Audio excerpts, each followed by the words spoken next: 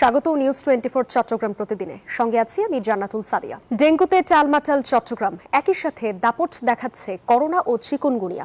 ডেঙ্গুতে মৃত্যু হয়েছে অনেকের, এতে জনমনে বাড়ছে আতঙ্ক ও উদ্বেগ। এদিকে মশক নিধন কার্যক্রম জোরদার করেছে সিটি কর্পোরেশন, আর জনগণকে সচেতন হওয়ার পরামর্শ বিভাগীয় স্বাস্থ্য পরিচালকের। আবু জাবেদের ছবিতে চট্টগ্রাম থেকে নয়ন বড়ুয়া জয়ের রিপোর্টে বিস্তারিত। চট্টগ্রামে ডেঙ্গু করোনার ভয়াবহ রূপ। চলতি বছরেই ডেঙ্গুতে প্রাণ গেছে 16 জনের, আর করোনায় মৃত্যু হয়েছে 13 জনের। চট্টগ্রামে ডেঙ্গু আক্রান্তের সংখ্যা চলতি মাসে রেকর্ড ছাড়িয়ে যাচ্ছে। নগরের সঙ্গে উপজেলাগুলোতেও আক্রান্তের সংখ্যা বাড়ছে সমানতালে। একই সাথে দাপট ছড়াচ্ছে চিকুনগুনিয়াও। এই 90% উপরে হবে সবাই ঘরে ঘরে ডেঙ্গু চিকুনগুনিয়া, বিশেষ করে নালা। এই নালার কারণে মারাত্মক, এবং চিকুনগুনিয়া ভাইরাস যেটা হচ্ছে সেটাও আসলে প্রত্যেকটা মানুষের থেকে রোগটা সৃষ্টি হচ্ছে। এখন হাসপাতালগুলোতে চাপ বেড়েছে রোগীর। গত 24 ঘন্টায় নতুন করে ডেঙ্গু আক্রান্ত হয়েছে 64 জন, এবং এ পর্যন্ত ডেঙ্গু আক্রান্তের সংখ্যা এই বিভাগে 3848 জন। এই মুহূর্তে হাসপাতালে ভর্তি আছেন 201 জন, এবং এই সময়ে মোট এই বিভাগে 16 জন ডেঙ্গু রোগী মৃত্যুবরণ করেছেন। স্বাস্থ্য অধিদপ্তরের এই পরিচালক বলেন, মশক নিধন কার্যক্রম জোরদার না করলে ডেঙ্গু ও চিকুনগুনিয়া থামানো যাবে না। মানুষের সচেতনতাও বাড়ানোর তাগিদ তার। যে সমস্ত বাড়িতে আমরা অভিযানে গিয়েছি, সেখানে গত বছরের তুলনায় এই সমস্ত বাড়িতে লার্ভা পাওয়া গিয়েছে প্রায় 2 গুণেরও বেশি, এবং ঘনত্ব প্রায় 4 গুণেরও বেশি। সেই হিসেবে আমাদের প্রতিরোধ কার্যক্রমের উপরে জোরদার করা হয়েছে। মশার ব্রিডিং প্লেসগুলোকে ধ্বংস করার জন্য আমরা সর্বাত্মকভাবে চেষ্টা করে যাচ্ছি। সিটি মেয়র বলছেন, নিয়মিত ঔষধ ছিটানোর কথা। গণসচেতনতা বৃদ্ধির জন্য আমরা কাজ করে যাচ্ছি, এবং ইতিমধ্যেই আমরা চিহ্নিত করেছি যে জোনগুলোতে ডেঙ্গু চিকুনগুনিয়া বেশি হচ্ছে।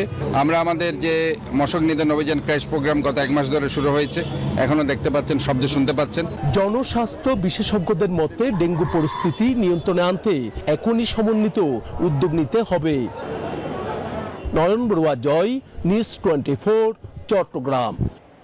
বিএনপির সিনিয়র যুগ্ম মহাসচিব ও আমরা বিএনপি পরিবার এর প্রধান উপদেষ্টা অ্যাডভোকেট রুহুল কবির রিজভী বলেছেন, পতিত শেখ হাসিনার সুরেই কথা বলছেন এনসিপির নেতারা।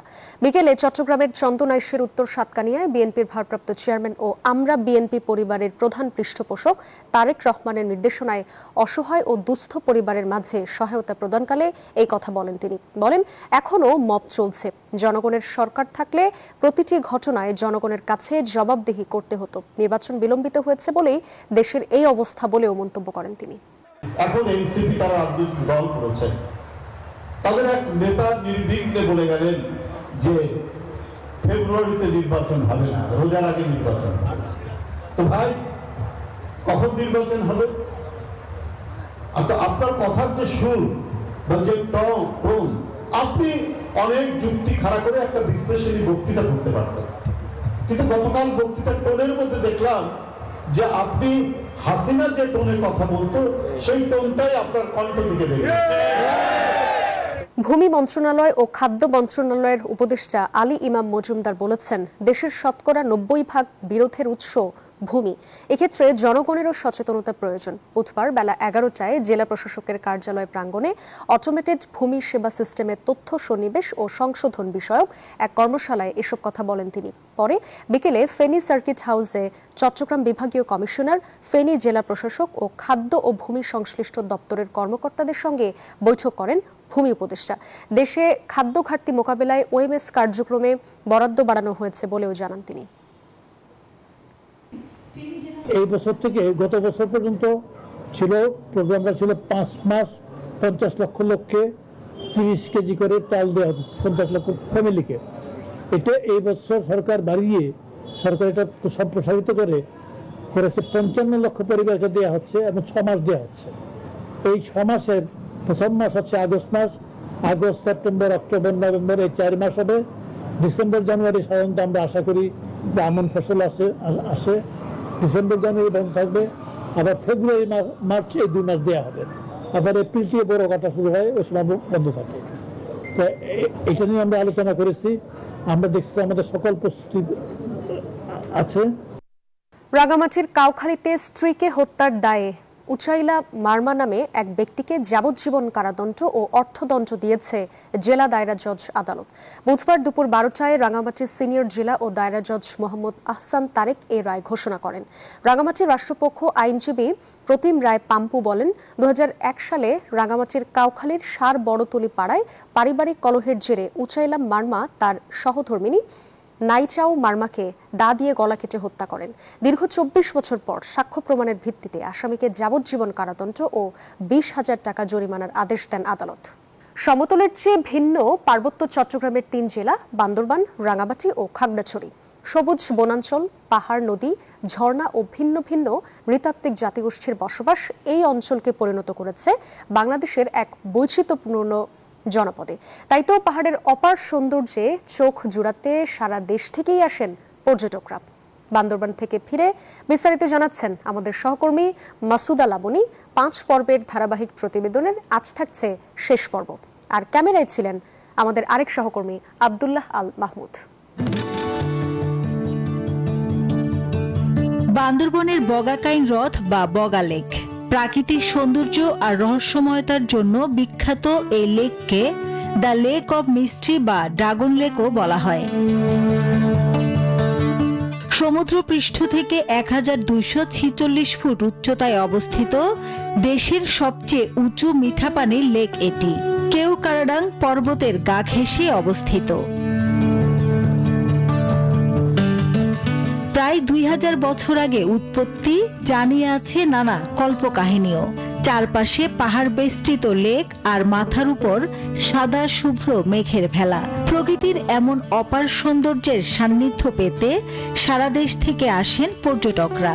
আমাদের বগা লেকটা ছিল আমাদের কাছে একটা স্বপ্নের মতন জায়গা, যে আমরা সবাই না আসবো, ঘুরবো। যত পর্যটন এরিয়া আছে এগুলো যেন একটু সহজ করে দেয় সবার জন্য, পর্যটকদের জন্য। তবে নানা কারণেই প্রায় অশান্ত হয় পাহাড়। অপহরণ, সশস্ত্র গোষ্ঠীর দৈরাত্ম্যে মাঝে মাঝে নিরাপত্তা নিয়ে সৃষ্টি হয় শঙ্কা। আসে পর্যটক প্রবেশে নিষেধাজ্ঞা। তাই তো বান্দরবানে আসা পর্যটকদের দাবি নিরাপত্তা নিশ্চিত করে সব পর্যটন কেন্দ্র খুলে দেয়ার। চট্টগ্রাম বিভাগটা সবচেয়ে সুন্দর, যেরকম সবচেয়ে নিরাপত্তার দিক থেকে একটু সেন্সিটিভ বেশি। নিরাপত্তা ইস্যুটা যেভাবে আসলে নজরদারিতে রাখা হবে, তো আমরা আসলে সেইভাবে ঠিক পাচ্ছিলাম না। পাহাড় আমার খুবই ভালো লাগে, পাহাড়ে আসছে এই জন্য পাহাড়ে আসা। নিরাপত্তা বাহিনীর পরিসংখ্যান বলছে 2021 সাল থেকে 2025 সালের জুলাই পর্যন্ত পার্বত্য চট্টগ্রামে অপহরণের ঘটনা ঘটে মোট 373টি, আর শুধু বান্দরবানে 156টি। অন্যদিকে এই সময়ে 3 পার্বত্য জেলায় বিভিন্ন সংঘাতে প্রাণহানি হয় 213 জনের। রুমা এবং থানচি যে ছিল সেটাও কিন্তু উঠে গেছে। এখন দুই একটি জায়গা আছে, এটা হয়তো ভবিষ্যতে এটা খুলে দেওয়া হবে আর কি। 3 পার্বত্য জেলায় পর্যটন খাতের উন্নয়নে সৃষ্টি হচ্ছে নতুন নতুন কর্মসংস্থানেরও।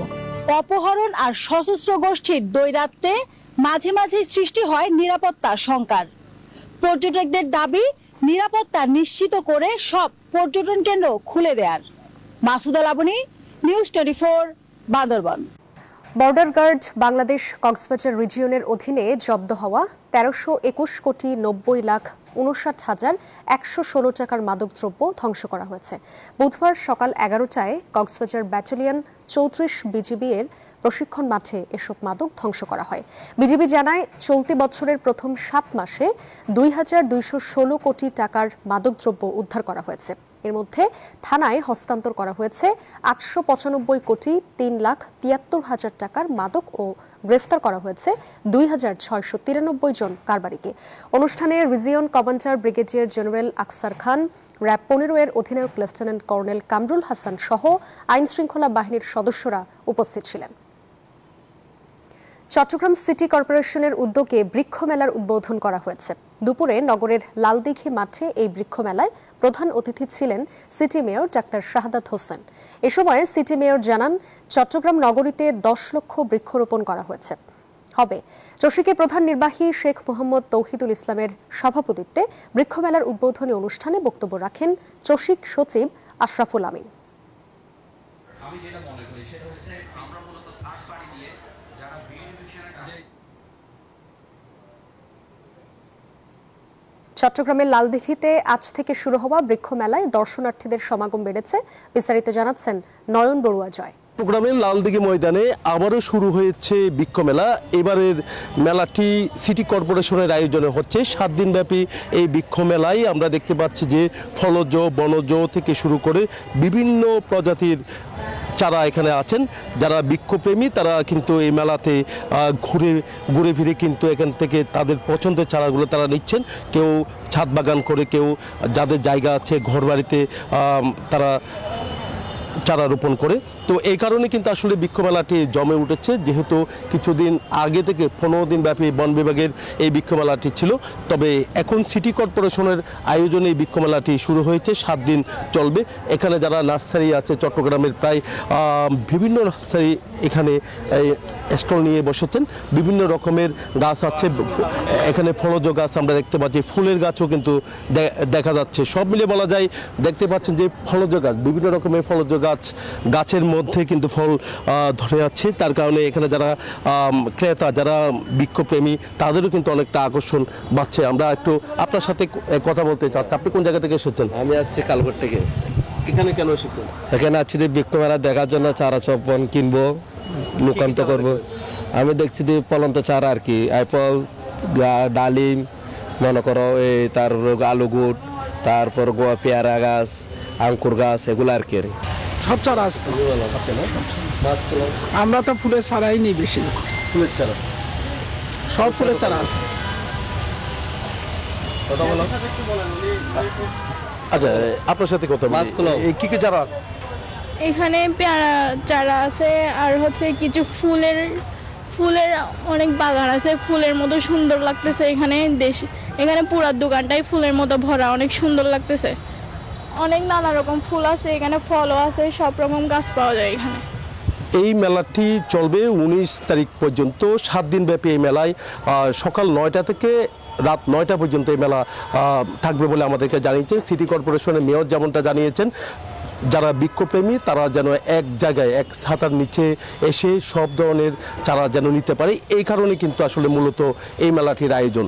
এই ছিল আমার এখানকার সর্বশেষ। পরবর্তীতে আর কোনো তথ্য থাকলে আমরা জানানোর চেষ্টা করব।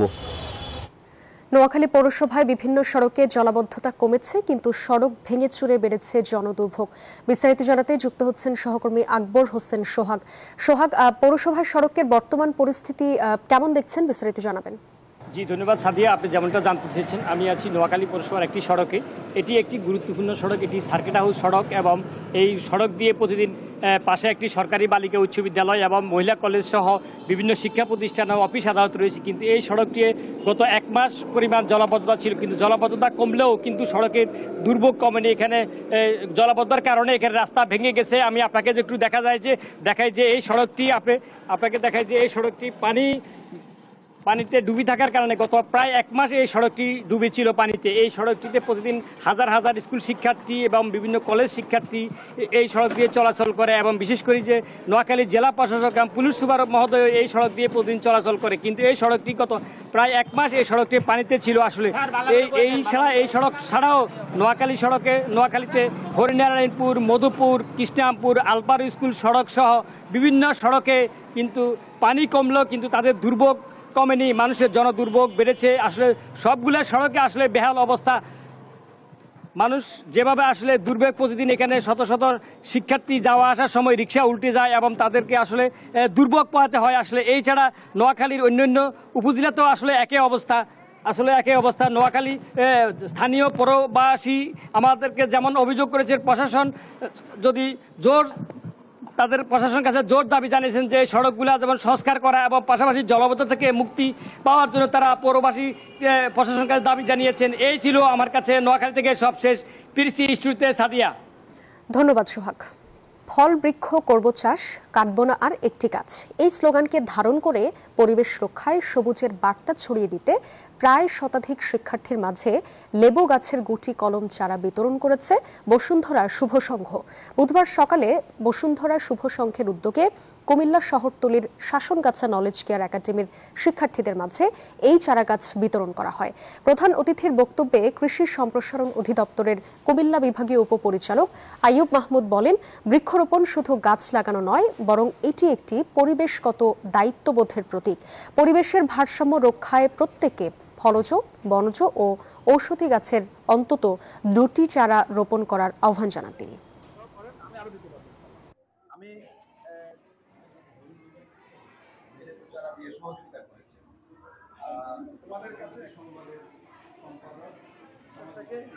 মানবিক মূল্যবোধ থেকে আমরা এই কাজটা করার চেষ্টা করতেছি। মাত্র 7 দিনে রাঙামাটি কাপ্তাই হ্রদে আশাতীত মাছ আহরণ করা হয়েছে। জেলেদের জালে ঝাঁকে ঝাঁকে ধরা পড়ছে মাছ। এতে যেমন মৎস্যজীবীদের মুখে ফুটেছে হাসি, তেমনি রাজস্ব আয়ের রেকর্ড করেছে বাংলাদেশ মৎস্য উন্নয়ন কর্পোরেশন BFDC। এসব মাছ স্থানীয় বাজারের চাহিদা মিটিয়ে বাজারজাত হচ্ছে ঢাকা ও চট্টগ্রামে। ফাতেমা জান্নাত মুমুর তথ্য ও চিত্রে ডেস্ক রিপোর্ট। কাপ্তাই হ্রদ থেকে আহরিত এসব মিঠাপানির মাছ বাজারজাত করতে এভাবেই ব্যস্ত থাকেন মৎস্যজীবীরা। কেউ মাছ পরিমাপ করছেন, আবার কেউ করছেন প্যাকিং। অন্যদিকে বরফ নিয়ে হাজির রাখা হয় ট্রাকও। রাজস্ব আদায়ের পর এসব ট্রাকে টনে টনে মাছ বাজারজাত করা হয় ঢাকা ও চট্টগ্রাম সহ দেশের বিভিন্ন জেলায়। টানা 3 মাস বেকার থাকার পর এই ফিশারি ঘাটে কর্মসংস্থান হয়েছে প্রায় 2000 মানুষের। কাপ্তাই হ্রদে মাছ শিকার করে যেমন 26,000 জেলে পরিবার খুশি, তেমনি উচ্ছ্বসিত মৎস্য শ্রমিকরাও। বন্ধ 3 মাস ছিল, তার কারণে আমরা তো কাজকাম বন্ধ ছিল। এখন খোলার সাথে সাথে আমরা অনেক কাজকাম অনেক বৃদ্ধি হয়েছে। খুশি লাগতেছে, আনন্দ লাগতেছে। 3 মাস তো আমরা বেকার ছিলাম, এখন যখন কাজ পাইছি এখন আমাদের জন্য খুব ভালো হয়েছে। আর এখন কাজ করতে পারতেছি, এখন ভালোভাবে চলতে পারতেছি। আজকে যে পরিমাণ মাছ হচ্ছে এখন ইনশাল্লাহ আমাদের কর্মস্থল খুলছে, আর কর্মস্থল খোলার পর আমাদের খুব আনন্দিত লাগতেছে। আর আমরা প্যাকিং সেন্টারে পাচ্ছি না বিধায় আমরা বাইরে এখন প্যাকিং সেন্টারে কাজ করতেছি, বাইরে প্যাক করতেছি মাছ। না, এছাড়া কোনো সমস্যা নাই। এখানে মাছ প্যাক করার জন্য যেমন ব্যবসায়ীদের আপত্তি আছে যে এখানে পর্যাপ্ত পরিমাণ সতর্ক থাকাকালীন পর্যাপ্ত পরিমাণ প্যাকেজিং সেন্টার নাই, সেজন্য রাস্তার উপরে মাছ প্যাক করতে হয়। একই সাথে গেল বছরের তুলনায় BFDC মাছের শুল্ক বৃদ্ধি করেছে বলে অভিযোগ এই ব্যবসায়ীর। আমাদের এবছর 1.5 টাকা রয়্যালটিও বাড়াইছে, এটা আমরা আবদার করছিলাম না বাড়ানোর জন্য। আবারও তার রয়্যালটি আগে ছিল 20 টাকা, এখন করছে 25.5 টাকা। আমরা ইসা মাছ আগে ছিল 20 টাকা, এখন করছে 30 টাকা। টানা 3 মাস মাছ শিকার বন্ধ থাকার পর কাপ্তাই হ্রদে নিষেধাজ্ঞা প্রত্যাহার করা হয় গত 2 আগস্ট। গেল এক সপ্তাহে মাছ আহরণ হয়েছে 595 টন, আর রাজস্ব আদায় হয়েছে 1,33 লাখ টাকা, যা গেল বছরের তুলনায় দ্বিগুণ। Desk report, news 24। এই ছিল নিউজ 24 চট্টগ্রাম প্রতিদিনের সংবাদে। আরো সংবাদ ও বিশ্লেষণ জানতে ভিজিট করুন news24bd.tv। ধন্যবাদ সবাইকে।